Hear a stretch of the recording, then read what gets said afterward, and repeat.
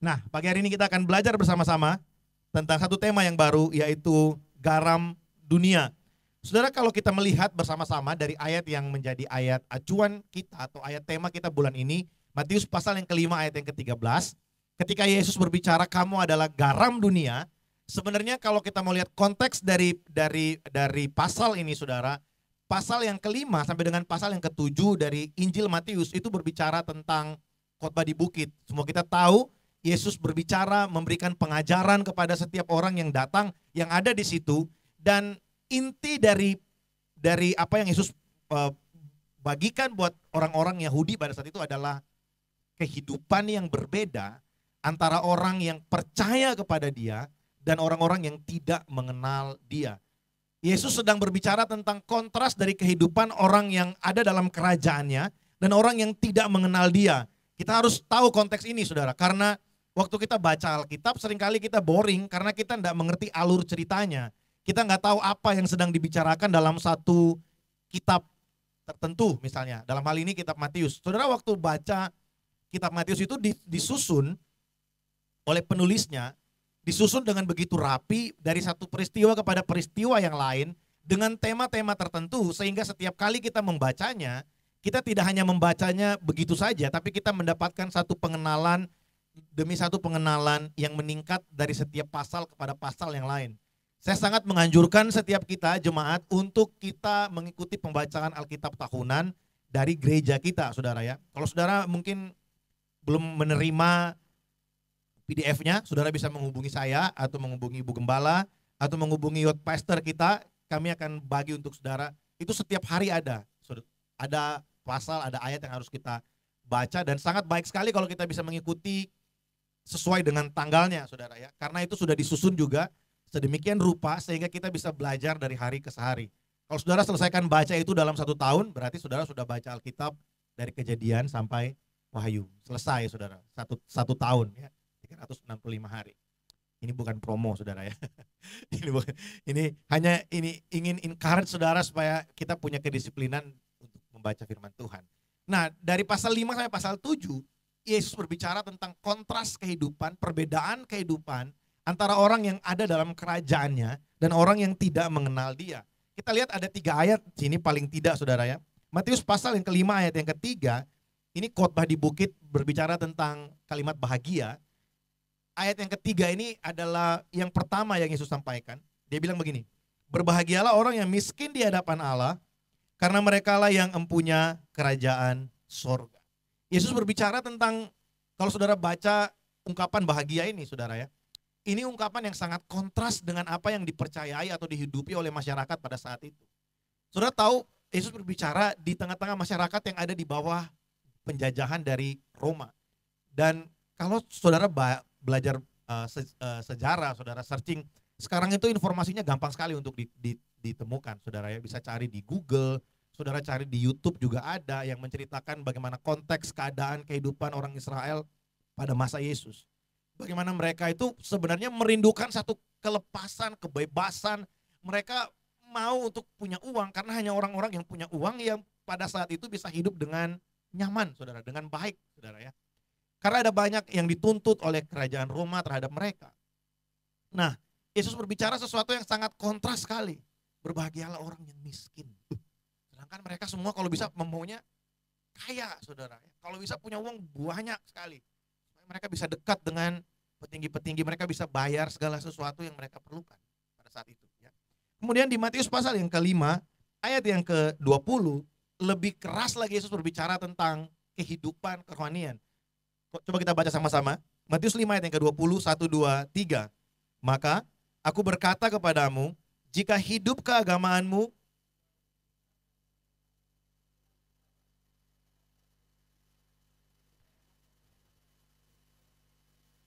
Nah, saudara lihat, Yesus memberikan satu penekanan yang juga kontras buat mereka. Karena mereka saat itu, saudara, sangat menghormati yang namanya ahli Taurat dan kelompok Farisi. Saudara tahu ahli Taurat itu mereka betul-betul menghafal 5 kitab Musa, paling tidak. Mereka hafal, saudara, segala hukum-hukum yang ada di dalamnya. Orang Farisi lebih gawat lagi. Orang Farisi, mereka bukan hanya melakukan misalnya Di dalam 10 hukum Taurat kan dikatakan yang pertama tuh jangan ada padamu Allah lain di hadapanku, ya kan? Jangan menyebut nama Tuhan dengan sembarangan. Itu kan cuma satu hukum kalau buat kita membaca seperti itu. Tapi sama orang Farisi, mereka buat turunan-turunannya, mereka bikin sekian banyak peraturan-peraturan yang mengikat untuk mereka lakukan, saudara. Jadi mereka lebih ekstrim daripada orang-orang sebangsanya pada umumnya. Dan buat orang Israel pada saat itu melihat orang Farisi dan ahli Taurat, wah ini udah pasti masuk surga ini kalau untuk ukuran mereka gitu ya. Karena sangat rajin, sangat giat beribadah, melakukan segala sesuatu yang orang sebut kegiatan-kegiatan keagamaan. Terus sebenarnya kalau kita melihat gerakan ekstremis hari-hari ini yang ada di mana-mana, harusnya kita nggak usah kaget kalau kita baca Alkitab sungguh-sungguh dan kita belajar. Orang Farisi itu juga ekstremis, saudara. Mereka ekstrim luar biasa. Puncaknya adalah mereka memberikan surat, memberikan hak kepada Rasul Paulus sebelum dia bertobat ya, untuk membinasakan orang-orang percaya. Bukankah apa yang terjadi saat itu hari-hari ini sudah terjadi? Ya, sudah terjadi saudara hari-hari ini. Kita melihat ada orang yang dengan bangganya menganiaya kekristenan dan merasa hal itu adalah sesuatu yang dipuji. Itu seperti ibadah. Nah, Yesus dalam konteks ini berbicara tentang kehidupan yang berbeda. Di ayat yang terakhir, yang saya ambil sebagai acuan hari ini, di pasal 5 ayat yang ke-48, ini ayat menjadi pusat dari ketiga pasal ini, saudara. Kalau bisa dibilang seperti itu ya. Yesus berbicara seperti ini. Karena itu, hendaklah kamu sempurna, sama seperti Bapamu di sorga adalah sempurna. Sempurna yang Yesus maksud di sini, ya bahasa aslinya itu teleios. Teleios itu bukan satu keadaan yang kamu tiba-tiba jadi sempurna. Sempurna atau perfect atau mature itu berbicara tentang satu proses yang membuat kamu menjadi sempurna. Jadi satu kesempurnaan atau kedewasaan rohani yang kita alami karena ada pertumbuhan di dalam kehidupan kita.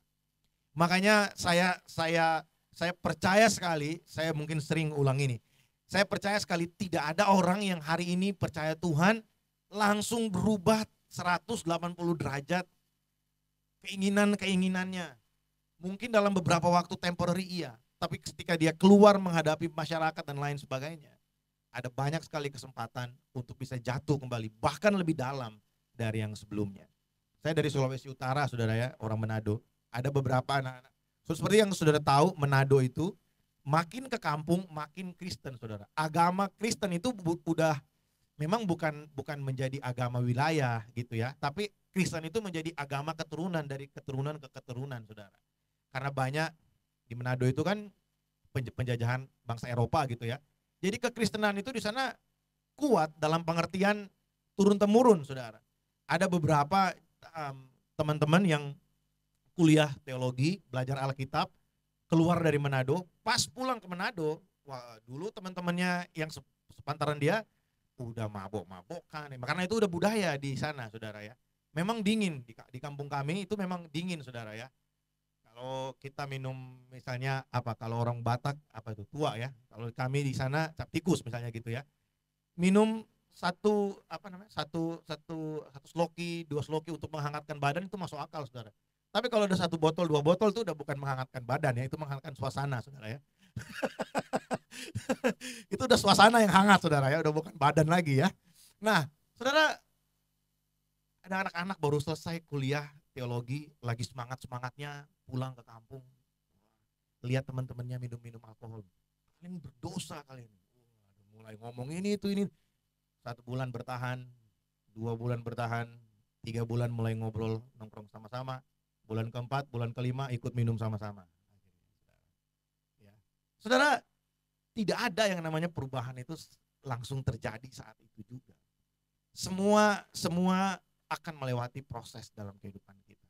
Kalau hari ini, ya minggu lalu saya sepertinya ada singgung ini. Kalau hari ini kita ada sekarang di tahun baru, coba renungkan lagi 365 hari yang sudah berlalu di 2023. Apa yang berubah dari hidup saudara? Keinginan-keinginan apa yang sudah berubah?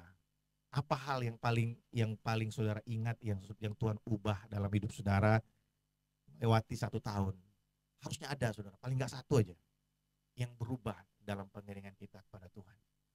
Nah, kita akan belajar pagi hari ini bagaimana kehidupan kita dipakai Tuhan menjadi garam dunia di tengah-tengah lingkungan yang kita hidupi setiap hari. Saudara, dalam terjemahan The Message, ya, di sana dikatakan begini. Saya jujur aja bahasa Inggris saya nggak gitu bagus, saudara ya. Dikatakan seperti ini, saudara bisa memperhatikan di screen ya. Dikatakan begini. Let me tell you why you are here. You are here to be salt seasoning that bring out the God flavor of this earth. If you lose your saltiness, how will people taste the godliness? You have lost your usefulness and will end up in the garbage. Saudara perhatikan waktu Yesus berbicara tentang garam dunia, Yesus sedang memberikan tujuan untuk kita. Nah, bicara tentang tujuan, minggu lalu saya sempat singgung buat kita bahwa sejak awal Tuhan pilih manusia untuk menjadi perwakilannya Dia di bumi. Kejadian 1 ayat 26. Allah berfirman, baiklah kita menjadikan manusia serupa dan segambar dengan kita, dengan Allah Tritunggal, supaya mereka berkuasa atas seluruh bumi. Mereka menjadi penguasa, mereka menjadi pengelola yang baik atas semua ciptaan yang lain. Saudara, tugas untuk kita dipilih Allah menjadi penguasa atau pengelola yang baik di dalam dunia ini. Setelah manusia jatuh ke dalam dosa, hanya melalui Kristus, gambar Allah yang rusak dalam hidup kita itu disempurnakan kembali. Dan Tuhan mau pakai kita untuk kita menjadi garam, menyempurnakan kita memberikan rasa kepada sekeliling kita bahwa Tuhan itu ada dan mau memulihkan kehidupan mereka. Tuhan pakai hidup kita untuk memberikan rasa kepada dunia bahwa Tuhan itu mengasihi kamu. Tuhan mau kamu berubah. Tuhan mau gambarnya pulih dalam hidup kamu.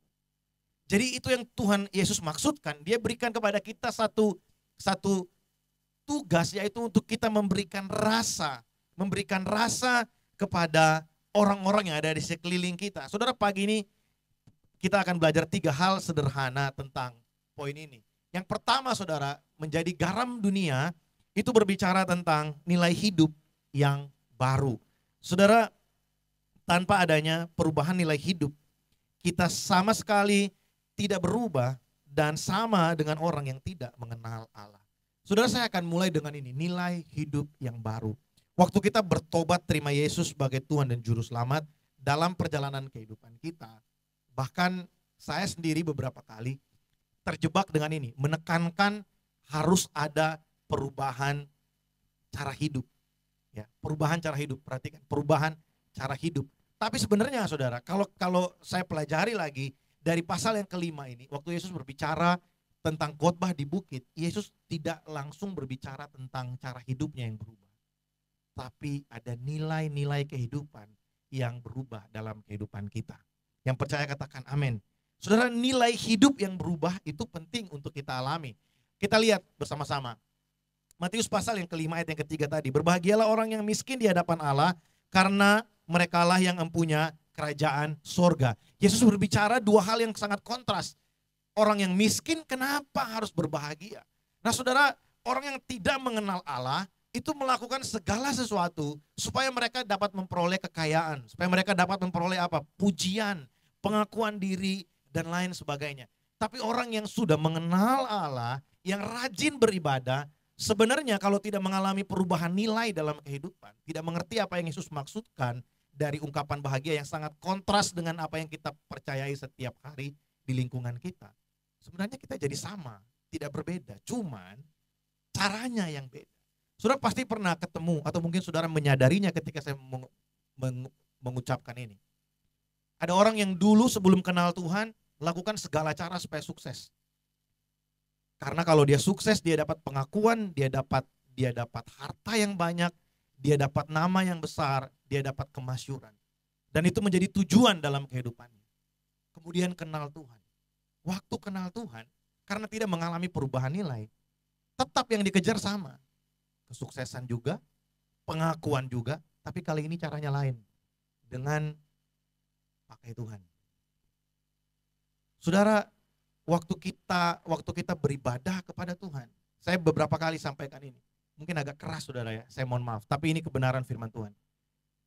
Alkitab tidak mengajarkan kita untuk memanipulasi Tuhan menjadi alat yang sama seperti kita pakai segala sesuatu sebelum kita kenal Tuhan. Saudara, urusan berkat adalah urusannya Tuhan. Sama seperti penderitaan. Penderitaan yang kita alami karena Kristus itu menjadi bagiannya Tuhan untuk menguatkan kita. Dan segala keperluan yang kita butuhkan untuk kita mengiring dia sampai kita ketemu muka dengan dia, itu menjadi tanggung jawabnya Tuhan. Waktu kita datang beribadah kepada Tuhan dengan nilai yang berubah, kita tidak lagi mengejar kekayaan, kita tidak mengejar pengakuan, karena nilai kita berubah. Yesus bilang gini, orang yang miskin di hadapan Allah itu memiliki bumi. Yesus mau kasih tahu begini, nilai yang paling tinggi dalam hidup kita itu adalah keberadaan Allah di dalam hidup kita, keberadaan Kristus di dalam hidup kita. Mungkin kita tidak lebih dipercayakan berkat daripada orang lain, tapi belum tentu di bagian yang lain, orang yang lain dipercayakan lebih banyak dari kita. Saudara, ada orang bilang gini, kamu harus jadi kaya supaya bisa jadi berkat buat orang lain. Saya kasih tahu buat saudara, mungkin saudara nggak sadar, banyak dari kita nggak sadar, ada banyak orang yang jauh lebih menderita dari kita, tapi mereka punya ucapan syukur lebih baik dari kita.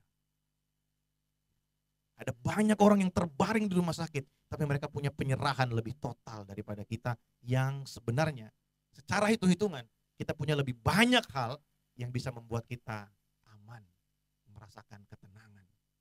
Tapi justru yang terjadi adalah kita seringkali karena nilai cara pandang kita, nilai kita nggak berubah, kita berpikir gini, aku harus jadi something dulu baru aku bisa berkati orang lain. Tapi no, Tuhan mau kasih tahu begini, kamu miskin aja di hadapan Allah, kamu merasa, kamu sadar betul bahwa tanpa Allah aku nggak mampu. Kamu pasti punya ucapan syukur dan kamu pasti jadi berkat buat orang lain. Wow, saudara, waktu kita bersyukur dengan segala keberadaan dan kekurangan kita, kemudian kita lihat orang yang punya segala sesuatu, tapi kerjaannya mengeluh terus, saudara, mangkel nggak kira-kira saudara? Saya punya teman baik, sebenarnya udah seperti saudara sendiri. Usia kami hanya beda beberapa hari, ya, usia kami hanya beda beberapa hari. Tapi kami lahir di dua keluarga yang berbeda. Saya lahir di keluarga yang ya biasa aja, saudara ya, kecenderungan berkekurangan. Nah, dia ini lahir di keluarga yang sangat berkelimpahan gitu, saudara ya. Saya pernah ngomong sama Tuhan awal-awal saya kenal, saya bilang gini, Tuhan, itu anak ya, orang tuanya mampu sekolahin kemana-mana, mampu sekolah, tapi tiap kali dikirim ke sekolah nggak pernah lulus, DO terus. Ya. Saya waktu itu mau kuliah, saya harus usaha sendiri. Mama saya pegawai negeri, saudara. Saya harus bisa survive dengan keadaan saya. Salah satu yang bikin kuliah saya nggak kelar-kelar adalah ya karena itu uangnya nggak ada, saudara ya. Jadi waktu saya masuk seminari Bethel, baru beberapa bulan saya lari dari asrama. Sebenarnya salah satu pemikiran saya, mending saya main musik, keliling-keliling cari uang dulu, baru saya kuliah, saya ada uang gitu ya. Saya nggak bisa harapin orang tua saya, ya. Saya nggak bisa harapin orang tua saya. Nah ini anak satu yang teman-teman saya ini, orang tuanya mampu banget, dia dikirim ke Hillsong, wih kuliah, baru 4 bulan DO. Dia kuliah di Harvest di Karawaci, baru berapa bulan, sama saudara, DO juga. Saya ngomong, Tuhan, bisa nggak tukeran gitu ya? Bisa nggak tukeran keadaannya aja gitu ya? Supaya saya bisa kuliah. Nah, kalau dia terserah dia lah mau gimana gitu. Saya berpikir kayak gitu karena di pikiran saya harus jadi something baru saya bisa jadi berkat untuk orang lain. Tapi Yesus datang dan bilang gini, nilai hidup itu harus berubah. Kalau kita berpikir sama dengan orang dunia, bukan berarti kita nggak boleh kaya, bukan berarti kita nggak boleh terkenal, bukan berarti kita nggak boleh sukses. Berkat atas hidup kita, firman Tuhan bilang apa? Dia tidak pernah memberi lebih dari apa yang mampu untuk kamu pikul. Tuhan menyediakan takaran bagi setiap kita sesuai dengan apa yang Dia rencanakan dalam hidup kita, saudara. Kita harus percaya itu. Tuhan mempercayakan kita sesuai dengan apa yang Dia percayakan, sesuai apa yang Dia rencanakan buat kita. Jadi saya percaya sekali, waktu kita ada dalam keadaan sebagaimana kita Tuhan percayakan hari ini, jangan pernah merasa kecil hati dan berpikir gini, aku gak mungkin jadi berkat buat orang lain karena aku tidak seperti mereka. No. Yesus bilang kamu adalah garam dunia. Yang membuat kita jadi berkat itu ada perubahan nilai dalam hidup kita. Saudara, sangat miris sekali kalau kita udah kenal Tuhan begitu lama. Kita bahkan sudah melayani Tuhan, tapi nilai-nilai dalam hidup kita masih sama dengan nilai yang orang tidak kenal Tuhan punya. Sangat miris sekali. Kalau orang yang tidak kenal Tuhan melakukan segala cara untuk dapat kesuksesan, dan kita melakukan segala macam bentuk kegiatan agama untuk kita paksa Tuhan memberkati kita. Bukankah tidak ada bedanya, saudara? Kita paksa Tuhan dan kita berpikir gini, Tuhan tidak ada pilihan lain selain memberkati saya. Yang jadi Tuhan itu dia atau kita? Buat apa kita berpuasa? Buat apa kita berdoa? Buat apa kita datang di hadapan Tuhan? Saya percaya sekali Tuhan itu memelihara kehidupan anak-anaknya. Itu saya percaya sekali. Saya percaya Tuhan memberkati setiap orang yang ada di dalam kerajaannya. Saya percaya sekali. Oleh sebab itu waktu saya datang beribadah, saya beribadah dari rumah, saya udah set hati saya. Saya mau memberkati Tuhan dengan pujian. Saudara, ini yang perlu kita miliki. Urusan kita berdoa, Yesus bilang, mintalah maka kamu akan diberi. Ya sudah, kita minta. Tapi urusan memberi, urusan memberkati, itu bagiannya Tuhan. Karena seringkali saudara, keterbatasan kita sebagai manusia ini gini. Kita berusaha meyakinkan Tuhan bahwa apa yang kita mengerti lebih baik dari apa yang Tuhan tahu. Saya ulang sekali lagi ya. Kebiasaan kita manusia, karena kita ini terbatas dengan apa yang ada di pikiran kita. Kita suka berusaha menjelaskan kepada Tuhan, meyakinkan kepada Tuhan, harus gini loh Tuhan cara memberkati aku, harus begini loh Tuhan engkau memperlakukan aku. Sedangkan Tuhan itu tahu segala sesuatu hidup kita dari A sampai Z. Dia udah tahu apa yang akan kita lewati, dia tahu bagaimana kita akan menang, dia tahu apa yang akan kita kerjakan, dia tahu bagaimana kita jatuh, kita bangun, kita berusaha. Dia tahu bagaimana waktu kita direndahkan, waktu kita dihina, dan Tuhan tahu kapan waktu yang terbaik untuk dia mengangkat kehidupan kita dan menyatakan pribadinya melalui kehidupan kita.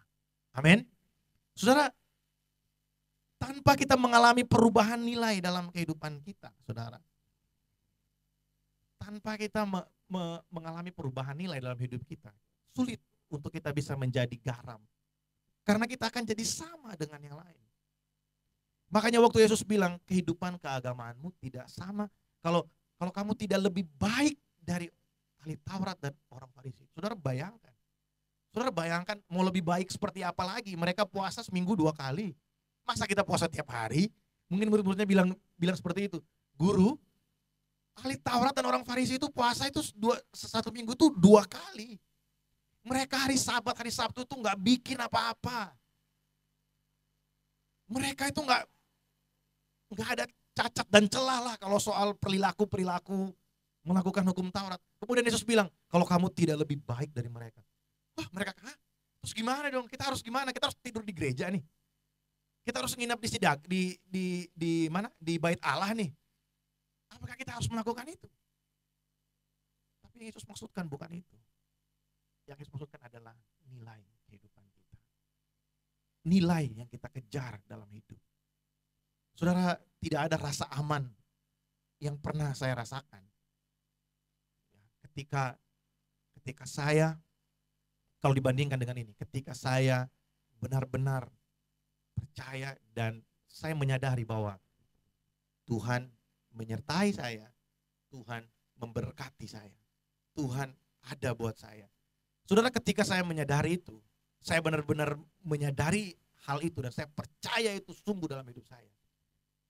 Persoalan-persoalan yang terjadi dalam kehidupan kami di keluarga dan persoalan yang terjadi dalam kehidupan saya, itu bukan menjadi, memang persoalannya masih ada, tapi persoalan itu tidak menjadi sesuatu yang mengintimidasi saya untuk saya punya rasa takut menghadapi hari esok. Kenapa? Saya tidak berusaha menjadi lebih banyak berdoa kemudian dengan banyak berdoa dengan ini saya seperti memang nggak ngomong sih, tapi niat dalam hati seperti paksa Tuhan nggak ada pilihan lain. Saya udah korban nih Tuhan harus tolong saya. Saudara, kalau kayak gitu kita sedang mendikte Tuhan, seolah-olah Tuhan itu bisa dikendalikan dengan apa yang kita lakukan. Tapi yang saya lakukan ini, saya naikkan syukur, terima kasih Tuhan. Sekalipun hari esok itu tidak tahu seperti apa, sekalipun hari esok itu penuh dengan tanda tanya, aku percaya Engkau ada, Aku percaya Engkau setia. Jadi kita menjalani kegiatan agama kita. Kita berdoa, kita ibadah. Kita nggak dikejar rasa takut, saudara. Kita nggak dikejar rasa bersalah kalau memang kita tidak melakukannya. Kita tidak dikejar dengan iblis itu tidak punya kesempatan untuk membuat kita terintimidasi. Waktu kita tidak berdoa bangun pagi, kemudian kita bikin kopi, tangan kita kesiram air. Kemudian iblis bilang gini, tuh gara-gara kamu nggak doa tadi pagi kesiram air kan? Kita jadi tidak dikendalikan dengan perasaan-perasaan yang bodoh seperti itu, saudara. Karena Tuhan itu menyertai kita, memberkati kita, karena Dia itu bertanggung jawab atas kehidupan kita. Dia itu Allah dalam kehidupan kita. Dia itu pribadi yang memang mau menyertai kita. Kalau disebutkan kita ini adalah anak-anaknya Dia. Saudara, anak saya Nazara sedang ada di satu fase yang kadang itu sulit untuk dikasih tahu, saudara. Saya secara pribadi cukup banyak merenungkan peristiwa saya dengan Tuhan melalui keberadaan anak saya. Saya menyadari betul gini, seringkali kita ini kepala batu ya. Kita Tuhan udah kasih tahu di Alkitab, udah berapa kali Tuhan sampaikan, tapi kitanya yang sepertinya lebih tahu dari Tuhan. Dan kita paksa Tuhan, harus kayak gini loh. Harus seperti ini loh Tuhan, harus kayak gini loh Tuhan. Tuhan beberapa kali kasih tahu kita melalui hamba Tuhan, melalui firman Tuhan, melalui renungan harian. Tapi kita tetap dengan pemikiran-pemikiran kita. Dan saudara, ada kabar baik buat setiap kita begini. Tuhan itu tahu keterbatasan-keterbatasan kita. Yang percaya katakan amin. Tuhan itu sangat tahu keterbatasan-keterbatasan kita. Makanya kalau hari ini saudara dengar firman, dan kemudian saudara mungkin merasa, wah kayaknya aku tuh. Ini bagian dari Tuhan mengingatkan saudara. Bahwa Dia mau kita rubah nilai kehidupan kita. Supaya Dia pakai hidup kita jadi berkat buat yang lain. Oke, kita sama-sama kerja dengan rekan kita di kantor. Kita sama-sama berusaha, punya usaha dengan teman-teman kita sesama pengusaha. Tapi tujuan kita beda sekarang. Kalau dulu tujuan kita melakukan semuanya supaya dapatkan sesuatu sama yang dikejar dengan orang yang tidak kenal Tuhan. Sekarang tujuan kita beda. Supaya lewat pekerjaan kita, lewat usaha kita, kita bisa memancarkan, kita bisa memberikan the taste of the godliness kepada orang yang ada di sekeliling kita. Come on, kalau orang yang tidak kenal Tuhan berusaha, mereka bayar sana, bayar sini untuk dapatkan apa yang mereka mau. Kita datang pada Tuhan, Tuhan, aku punya raja di atas segala raja. Engkau yang bukakan pintu buat aku. Saudara, saya ada kesaksian, ini real saudara ya. Waktu kami mau menikah, saudara, saya ditawari karena kami bikin outdoor. Pak, mau pakai pawang hujan enggak? Karena memang lagi hujan di Batam waktu saat itu.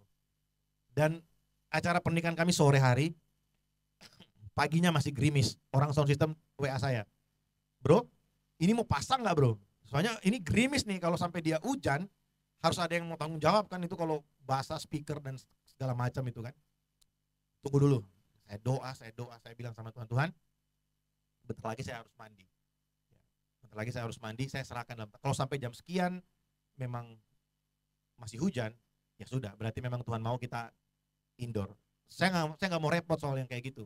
Karena saya percaya gini, apa yang Tuhan tentukan itu yang terbaik. Sudah, kita kan nggak bisa kontrol segala sesuatu. Tuhan yang berkuasa atas segala sesuatu. Udah gitu aja. Saya doa Tuhan kalau memang sampai jam 12 masih hujan, ya wes saya akan suruh ke orang dekorasi untuk mereka pindahkan semua ke dalam ruangan, kita bikin acara di dalam aja. Setengah 12 orang hotel bilang, Pak, hujannya berhenti, matahari mulai keluar. Oke, langsung saya bilang, jam 12 kalau masih kayak gitu, pasang aja.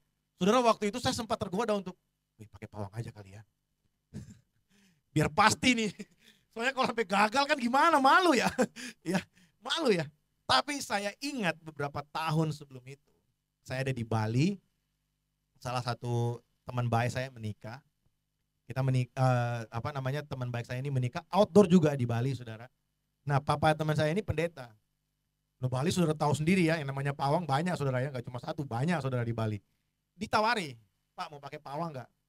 Nah, ini papanya teman saya ini itu seperti orang tua rohani saya ya, dia yang baptis dan layani kami waktu bertobat.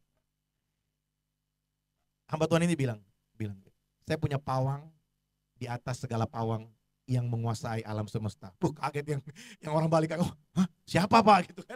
Wah, ini guru dari mana lagi nih gitu ya? Ini dewa dari mana lagi nih? Saya punya Tuhan pasti nggak hujan.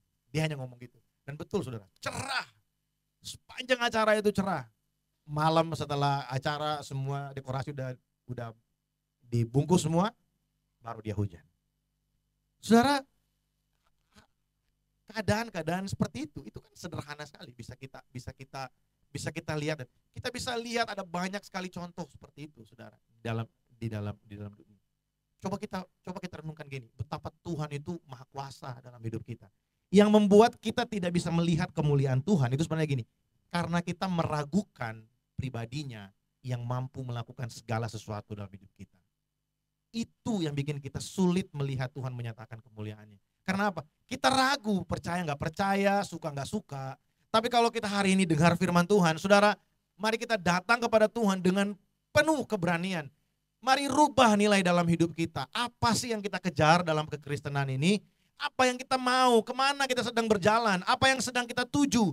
Minggu lalu kita belajar, kita sedang menuju kepada keserupaan dengan Kristus. Bukan serupa dengan dunia. Waktu kita dibaptis, masuk ke dalam air, hidup lama kita yang sedang menjadi serupa dengan dunia dan terus-terusan mau serupa dengan dunia, itu mati saudara waktu kita masuk dalam air. Waktu kita dibangkitkan keluar dari dalam air, pribadi yang baru yang sedang berjalan bertumbuh ke arah Kristus itu lahir di situ.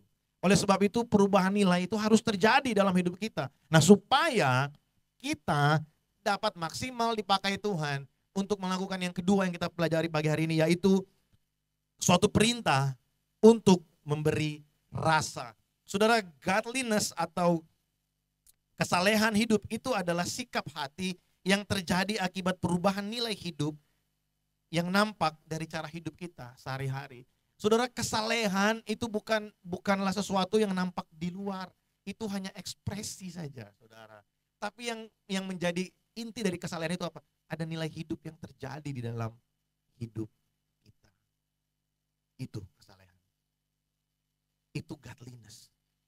Waktu kita baca Alkitab dikatakan, latihlah dirimu beribadah. Saudara, kata beribadah di situ, itu dalam terjemahan yang lain, dalam bahasa aslinya, itu godliness, saudara. Itu namanya kesalehan. Jadi ibadah ini, setiap kali kita datang beribadah, kita datang berdoa, membaca firman Tuhan setiap hari, kita sedang melatih yang namanya kesalehan hidup. Kita sedang melatih apa yang terjadi di dalam hati kita. Sekali lagi perubahan nilai itu tidak terjadi langsung, saudara. Nggak ada orang yang hari ini malas ke gereja, nggak suka berdoa, kemudian ikut KKR, ditumpang tangan, jatuh, bangkit dari situ, langsung cinta Tuhan. Saudara, prosesnya nggak secepat itu. Akan ada banyak hal yang kita lewati sehingga membuat cinta akan Tuhan itu benar-benar keluar dari hidup kita. Paling sederhana aja, saudara. Saudara yang sudah berkeluarga di sini pasti tahu, ya. Pernikahan itu tidak bisa bertahan hanya dengan kata I love you, aku sayang kamu, aku cinta. Enggak. Komitmen yang membuat itu bertahan. Ada proses, ada masa-masa yang kita lewati di mana pokoknya berat banget gitu ya. Berat banget kita melewati ini. Tapi melewati proses yang panjang itu, yang namanya kasih sayang, cinta itu menjadi dewasa. Itu menjadi sesuatu yang utuh di dalam hati kita. Semakin hari semakin utuh. Sama dengan kesalehan hidup, godliness. Godliness itu terjadi karena ada sesuatu yang berubah di dalam hati kita. Bukan hanya sesuatu yang berubah sementara, tapi itu berubah dan mengkonsistensi dalam kehidupan kita. Dia berubah dan teraplikasi dalam kehidupan kita. Kalau tidak ada perubahan nilai dalam hidup kita, ya, kemudian kita berusaha untuk melakukan hanya apa yang ada di luar, itu kita akan gampang kecewa, saudara. Akan gampang sekali kita untuk kembali lagi ke cara hidup yang lama. Tapi kalau kita sudah berubah dalam nilai di dalam hati kita nggak peduli orang lain mau bikin atau enggak, orang lain mau ke gereja, orang lain mau berdoa atau enggak, baca firman atau enggak, kita tetap melakukannya. Kenapa? Karena kita tahu ini berharga. Apa yang kita lakukan ke gereja, baca Alkitab, berdoa, percaya kepada Tuhan, itu bukan sesuatu yang biasa. Nilai hidup kita berubah. Ada orang yang, saudara, ada seorang pelayan Tuhan, saya nggak mau sebut namanya. Memang bukan di sini. Ya. Saya kenal luar biasa orang ini, sangat dekat dengan saya. di tempat pelayanan yang sebelum ini, saudara ya. Satu waktu dia kehilangan pekerjaan, di PHK dari kantornya, saudara. Kemudian dia cari pekerjaan. Ini udah menikah, saudara ya. Di Singapura, saudara ya. Wah, itu sulit banget kalau nggak kerja di Singapura, saudara. Karena biaya hidupnya tingginya minta ampun. Sudah berkeluarga, kalau nggak kerja itu kan ngeri-ngeri sedap, saudara ya, untuk menjalani hidup dari hari ke hari gitu ya.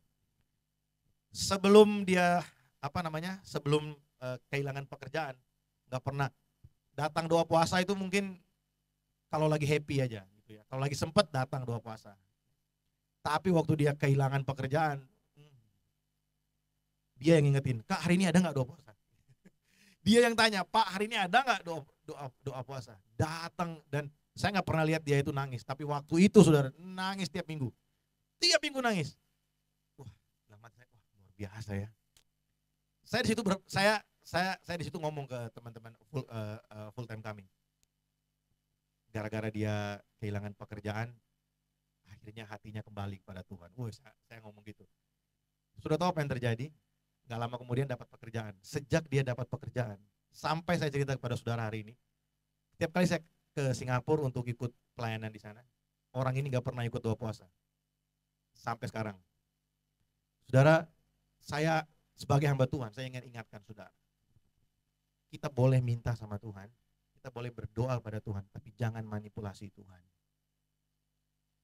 Tuhan itu Bapa kita. Dia tahu kapan memberkati kita. Dia tahu keperluan-keperluan kita. Waktu kita berdoa dengan iman, kita percaya, kita itu bicara dengan Bapa loh, saudara. Tuhan, aku percaya Engkau memberkati aku.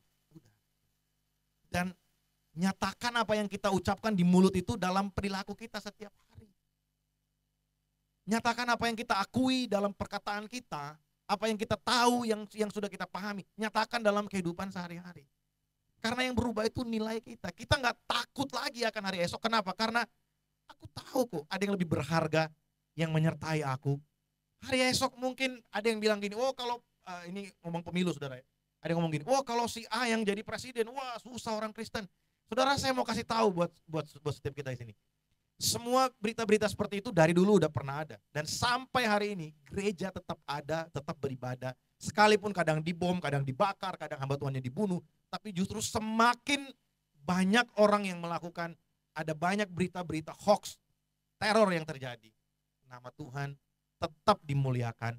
Bahkan kita masih bisa lihat, bahkan kita diberkati dengan orang-orang yang bersaksi begini. Waktu gereja kami dibakar, waktu kiri kanan ini semua terbakar, Tuhan bisa lindungi. Hanya gereja kami yang tidak tersentuh api. Saudara pernah nggak dengar kalimat-kalimat seperti itu? Kalau kita udah tahu seperti itu, saudara, kenapa orang mau mati untuk Tuhan? Kenapa orang mau berikan hidupnya buat Tuhan? Kenapa orang mau paksa datang beribadah sekalipun ada banyak hal yang mungkin harus dia tinggalkan? Saya percaya karena ini, karena ada nilai yang berubah di dalam hatinya.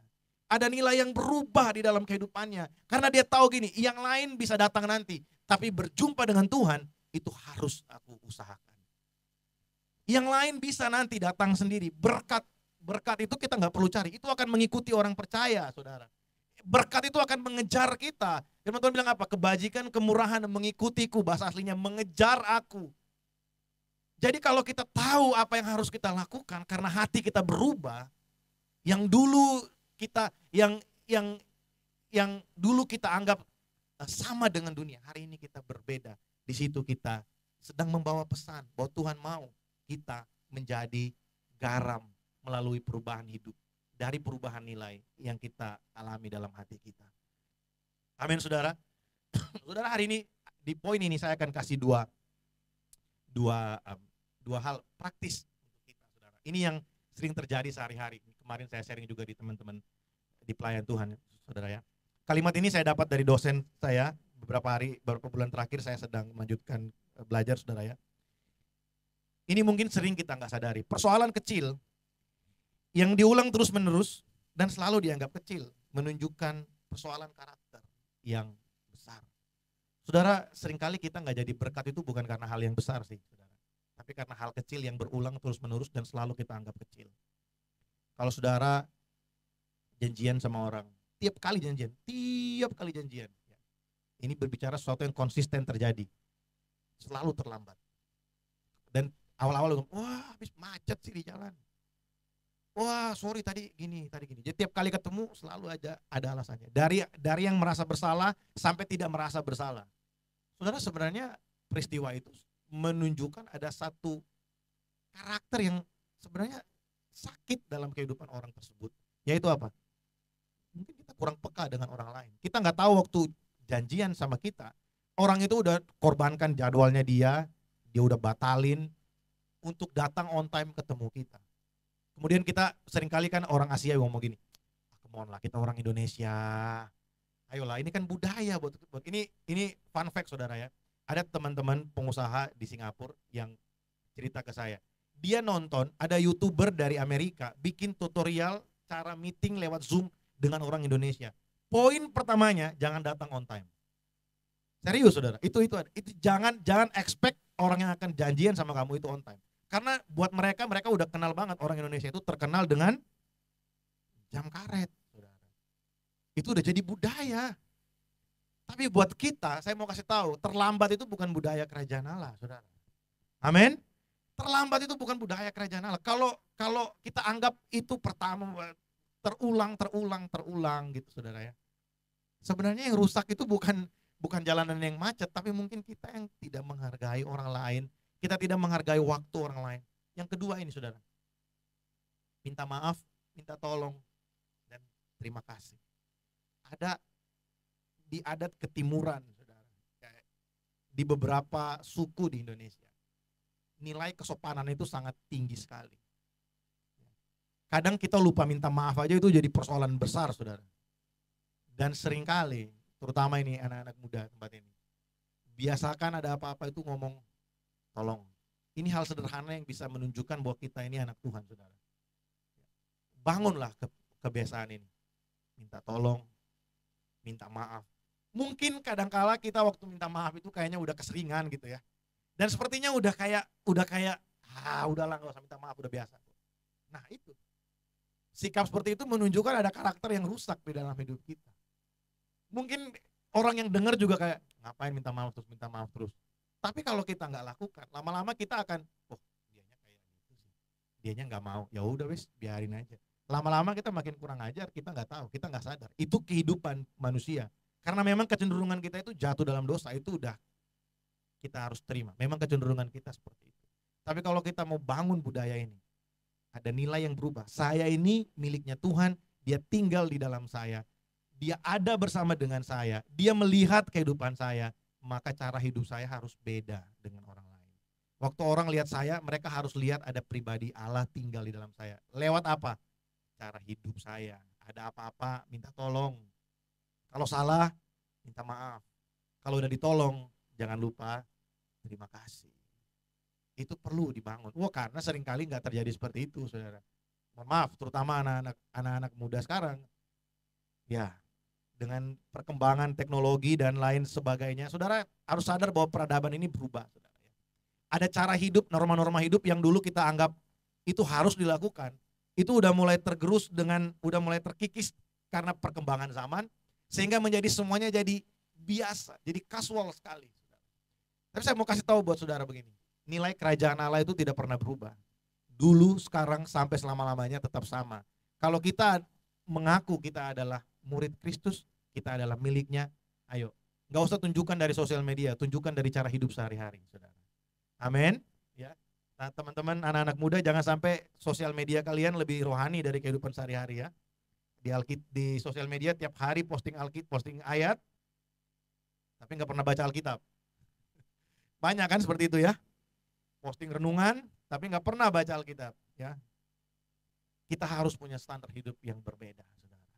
Nah, bagaimana caranya kita menjadi garam di dunia ini? Ini poin yang terakhir. Yaitu ketika kita memahami bahwa menjadi garam dunia itu adalah suatu perintah untuk setia pada panggilan kita. Mungkin saudara lihat, panggilan? Saya kan gak dipanggil untuk jadi hamba Tuhan. Loh iya, tidak semua dipanggil jadi hamba Tuhan dalam pengertian full time melayani. Tapi dimanapun saudara berada, saudara hidup dalam panggilan Tuhan. Novelty ini dipanggil untuk melayani Tuhan di marketplace plus di gereja. Ada teman-teman anak-anak muda di sini, mereka dipanggil untuk saat ini untuk jadi berkat melayani di tempat mereka sekolah. Ada Mami Un di sini yang dipanggil oleh Tuhan melayani di marketplace, di tempat dia bekerja. Setiap kita punya panggilan yang Tuhan berikan buat kita. Jangan pernah salah melihat apa yang kita kerjakan hari ini. Itu bukan sekedar pekerjaan, itu bukan sekedar tempat sekolah, itu tempat kita melayani Tuhan. Kita hidup dalam panggilan. Saudara harus punya pengertian ini supaya tempat kita bekerja itu nggak hanya tempat kita cari uang, saudara. Sekali lagi saya mau kasih tahu buat saudara bahwa gaji yang kita terima setiap bulan itu bukan satu-satunya cara Tuhan pelihara kita. Itu hanya salah satu cara Tuhan menyatakan pemeliharaannya dalam hidup kita. Tuhan masih punya 1001 cara yang lain untuk menyatakan bahwa dia memelihara kehidupan kita. Amin. Saya ngomong kayak gini bukan karena saya full time pelayanan, bukan saudara. Dari saya belum jadi full time. Saya kerja pertama kali di Citibank, saudara, gaji saya 2 juta, potong pajak jadi saya terima 1.960.000 apa 40 saya lupa gitu saudara ya, potong pajak. Saya tinggal di Petamburan, kerja saya di Muara Karang. Yang orang Jakarta pasti tahu jauhnya kayak apa itu saudara ya. Jauh banget, tiap hari saya harus naik busway pulang pergi plus angkot dan lain sebagainya. Di atas kertas itu nggak cukup saudara. Jelas nggak cukup. Saya harus bayar kosan dan lain sebagainya. Tapi saya bisa kasih tahu buat saudara, saya nggak pernah kekurangan tuh waktu saya kerja. Saya percaya betul dari kecil, saya bersyukur orang tua saya ajar itu. Tuhan itu memelihara. Kalau kamu setia, aja lakukan apa yang Tuhan mau. Saudara berdoa tiap hari itu memang nggak mudah. Kalau berdoa tiap hari mudah, nggak ada orang yang bikin postingan untuk ajak berdoa. Nggak ada saudara. Tapi karena memang berdoa itu tiap hari sulit. Kenapa sulit? Karena kita ini kecenderungan kita digerakkan oleh perasaan kan. Kalau lagi pengen, lagi butuh, nggak usah disuruh kita berdoa. Tapi kalau semuanya ada, gaji kita 4.000, pengeluaran kita cuma 2.000, ada surplus 2.000, ya kita mungkin tidak akan sekuat keinginan berdoa ketika dibalik, saudara. Gaji kita 2.000, tapi kebutuhan kita 4.000. Kalau bisa tiap hari kita berdoa, saudara ya. Itu kita dikendalikan oleh perasaan namanya, saudara, kalau seperti itu. Tapi begini, saya mau kasih tahu buat setiap kita. Saudara, waktu kita betul-betul mempercayai dia dalam hidup kita. Ya, kita tahu bahwa dimanapun kita berada, kita hidup dalam panggilan. Kita dipanggil di marketplace, kita dipanggil di gereja sebagai pelayan Tuhan. Kita dipanggil di sekolah sebagai mahasiswa. Semua adalah panggilan yang Tuhan berikan buat kita. Dan Tuhan mau kita setia di sana. Yesus bilang begini, kamu adalah garam dunia. Kalau kamu kehilangan rasa asinmu, dengan apakah orang yang ada di dunia ini akan merasakan godliness? Kalau kita tidak setia pada panggilan kita. Lalu bagaimana orang yang tidak kenal Tuhan itu bisa lihat, bisa merasakan kehadiran Tuhan di muka bumi? Bagaimana supaya kita bisa tetap setia? Bagaimana supaya kita tetap setia dalam panggilan? Paling tidak ada 2 hal. Yang pertama, saudara, kita harus hidup, belajar untuk pandang Yesus saja. Untuk lihat Yesus saja. Saudara gini, ini kalimat ini sudah sangat tua sekali. Saya udah dengar ini udah lama sekali, bahwa pandang Yesus saja. Ada orang bilang gini, tapi berat Pak. Kan kita berhadapan dengan manusia, bagaimana kita pandang Yesus saja? Gini caranya. Waktu orang bikin kita kecewa, kita balikan kepada diri kita sendiri. Mungkin gak kita bikin kecewa orang lain? Mungkin ya, sangat mungkin. Atau mungkin di sini semuanya gak mungkin bisa bikin kecewa orang lain ya. Kita bisa bikin kecewa orang lain. Oleh sebab itu waktu kita dikecewakan, come on, lihat Tuhan. Tuhan, aku bersyukur Tuhan kasih aku kekuatan untuk bisa menang atas rasa kecewa. Waktu kita tidak dihargai orang lain, apakah kita tidak bisa melakukan seperti yang mereka lakukan? Bisa. Tapi kita bersyukur karena oleh anugerah Allah kita tidak melakukannya, dan Tuhan berikan kita kemampuan untuk kita bisa menang menghadapi setiap perkataan-perkataan yang merendahkan kita. Saudara, untuk pandang Yesus saja itu enggak gampang, saudara. Tapi waktu kita mau belajar melakukannya, di situ kita sedang dikuatkan dalam panggilan kita. Saudara, saya cerita sedikit ya soal pelayanan di tempat ini. Saya hitung-hitung tadi malam udah 5 tahun ya, potong 2 tahun masa pandemi. Udah 5 tahun saya ada di sini. 3 tahun mungkin bertatap muka, 2 tahunnya bertatap layar kita saudara ya, online kita ya. Tapi gini saudara, ada banyak hal terjadi dan saya ingat ada masa-masa yang memang sangat sulit, yang sepertinya saya pikir udahlah kasih novelty aja. Oh dia udah pasti tinggal di sini selama-lamanya kayaknya. Ya, sedangkan saya waktu itu belum ada visa. Saya waktu itu belum ada visa. Saya udah pikir udahlah ngomong aja ke pemimpin, lantik aja dia langsung ya. Udah cocok dia, udah ada di sini udah lama gitu ya. Tiap kali terpikir seperti itu, ada aja yang Tuhan kasih tahu dalam hati saya. Tuhan kasih saya perbandingan banyak hal. Tuhan kasih saya kemampuan untuk bisa bersyukur. Dan saya mau bilang sama saudara begini. Di tengah-tengah keadaan saya yang sulit untuk lihat Tuhan saja, kadangkala setan itu bikin saya merasa kalau saya itu sendiri menanggung setiap persoalan. Sama kan? Waktu saudara menghadapi persoalan yang besar, apa yang iblis taruh di pikiran kita? Tuhan tinggalin kamu. Tuh lihat teman-teman kamu. Tuh lihat orang-orang gereja kamu. Gak ada yang perhatiin kamu. Setan selalu berusaha untuk bikin kita merasa sendiri. Tidak percaya kalau Tuhan itu bersama dengan kita. Tapi hari ini saya mau bilang sama saudara. Tuhan tidak pernah tidak setia buat kita. Amin. Tuhan tidak pernah tinggalkan kita. Makanya dunia ini bisa berubah. Orang yang hari ini deal sama kita mau setia, mau kerja bareng bisa berubah. Gak usah tunggu besok pagi, nanti malam dia bisa berubah saudara. Tapi Tuhan dulu, sekarang, sampai selama-lamanya dia tidak pernah berubah. Kita berubah, Tuhan tidak berubah. Kita tidak setia. Kalau dia berhenti setia sama kita selesai dari muka bumi saudara. Dia tetap setia bagi saya dan saudara. Jadi yang pertama yang membuat kita setia dalam panggilan atau tetap dalam rasa asin kita untuk kita jadi berkat buat orang lain, yang pertama, udah lihat Tuhan aja. Latih diri kita untuk lihat Tuhan. Yang kedua ini saudara, kita harus growing, move on, dan mature. Saudara, untuk growing itu nggak mudah, tapi proses sehari-hari itu memaksa kita, saya pakai kata ini, memaksa kita untuk grow. Dia paksa kita untuk move on. Saudara, move on bukan hanya dari dosa atau kesalahan, tapi juga dari keberhasilan masa lalu. Ada banyak orang yang sampai hari ini masih tinggal di keberhasilan masa lalu, saudara. Kalau cerita itu, wah saya kan dulu begini, iya itu dulu.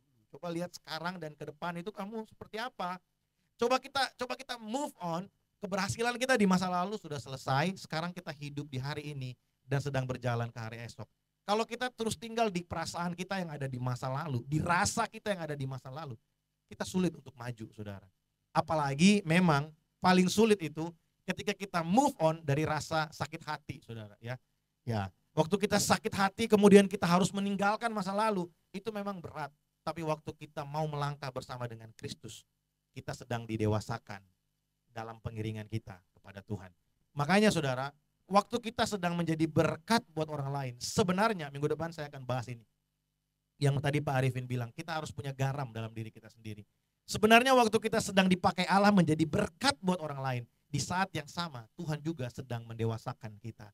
Tuhan juga sedang membuat kita semakin lama, dalam tanda kutip, semakin asin di dalam pengenalan akan Dia. Kita semakin erat, semakin pekat, kita semakin serupa dengan Dia. Karena kehidupan kita itu begini saudara, kitab Amsal bilang begini, besi menajamkan besi, orang menajamkan sesamanya. Itu yang terjadi dalam hidup saya dan saudara. Jadi waktu kita saling memberkati, waktu kita memberkati orang yang tidak kenal Tuhan dengan kehidupan kita, sebenarnya kita sedang mengasah mereka, mereka juga sedang mengasah kita untuk kita semakin tajam di hadapan Tuhan. Amin saudara. Makanya kita perlu mengerti 3 hal ini. Hari ini kita belajar saudara dari ayat tema kita. Karena itu kita ayat tema kita tadi Matius pasal yang kelima ayat yang ke-13. Tapi hari ini saudara, sebelum saya tutup, saya akan bacakan ayat ini buat setiap kita. Ini adalah pesan Rasul Paulus setelah dia berbicara tentang keselamatan. Dia bilang begini, karena, sama-sama kita baca, 2, 3. Karena kita ini buatan Allah, diciptakan dalam Kristus Yesus untuk melakukan pekerjaan baik yang dipersiapkan Allah sebelumnya. Ia mau supaya kita hidup di dalamnya. Saudara perhatikan di situ. Yang dipersiapkan Allah sebelumnya. Kita ini buatan Allah diciptakan dalam Kristus Yesus untuk melakukan perbuatan baik yang dipersiapkan Allah sebelumnya. Saudara, waktu Allah pilih manusia untuk menjadi perwakilannya di muka bumi, dia mempersiapkan pekerjaan-pekerjaan apa yang harus kita lakukan. Dan bukan pekerjaan-pekerjaan yang jahat. Dia mau kita melakukan pekerjaan-pekerjaan yang baik. Dan bukan hanya melakukannya, tapi Tuhan mau kita tinggal di dalam pekerjaan-pekerjaan baik itu. Saudara, hari ini kita belajar bagaimana kita menjadi garam di dalam dunia ini. Yang pertama, mari miliki nilai hidup yang baru dalam kehidupan saudara. Mungkin pagi hari ini ada saudara yang diingatkan Tuhan. Ada saudara yang ditegur oleh firman Tuhan pagi hari ini. Mari datang dengan kerendahan hati, dengan hati yang terbuka. Saudara bisa berdiskusi dengan Tuhan. Tuhan, apa yang kau mau? Apa yang harus aku rubah dari kehidupanku? Supaya kita bisa menyadari bahwa menjadi garam itu adalah panggilan untuk kita bisa memberikan rasa yang berbeda dari apa yang orang yang tidak kenal Tuhan punya. Dan Tuhan mau kita juga setia dalam setiap panggilan kehidupan kita. Saya akan tutup dengan kalimat yang sama dengan yang minggu lalu. Saudara, bagaimana kita hidup adalah indikator yang paling dapat dipercayai, yang menunjukkan sebenarnya apa yang kita yakini. Bagaimana saya dan saudara hidup, itu indikator yang paling dapat dipercayai, saudara. Kehidupan sehari-hari, praktis kehidupan kita sehari-hari, itu yang paling dapat dipercayai. Karena itu lahir dari apa yang ada di dalam hati kita. Kalau nilai hidup kita berubah, maka harusnya perubahan yang terjadi dalam kehidupan kita sehari-hari itu sesuatu yang membawa damai buat orang lain, yang membawa godliness. Ada the taste of godliness, ada God flavor yang kita kasih buat orang lain. Ada rasa ketuhanan, ada rasa pengharapan, ada rasa sesuatu yang membuat orang bergairah ketika mereka ketemu dengan kita. Amin, saudara. Mari kita datang kepada Tuhan pagi hari ini.